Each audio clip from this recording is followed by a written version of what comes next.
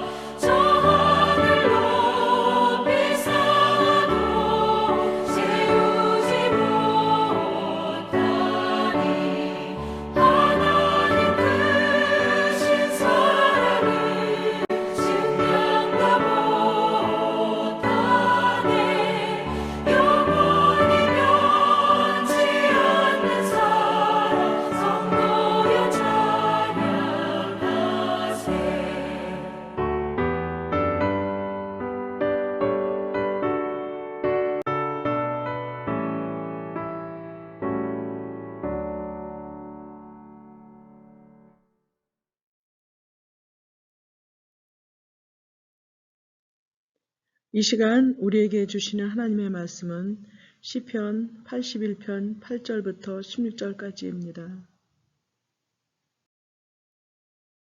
본문 10절 말씀 봉독합니다. 나는 너를 애굽 땅에서 인도하여 낸 여호와 내 하나님이니 내 입을 크게 열라 내가 채우리라 하였으나. 아멘. 하나님의 말씀입니다. 하나님의 은혜 감사합니다. 채움과 내버려둠. 하나님의 속성은 크게 자비와 공의로 구분할 수 있습니다. 하나님은 우리를 도와주시고 용서하시고 기다리심으로 당신의 자비를 나타내십니다. 또한 하나님은 세상의 불의와 악함을 심판하시며 당신의 공의를 나타내십니다. 무엇보다 하나님을 하나님으로 여기지 않는 것을 가장 싫어하십니다.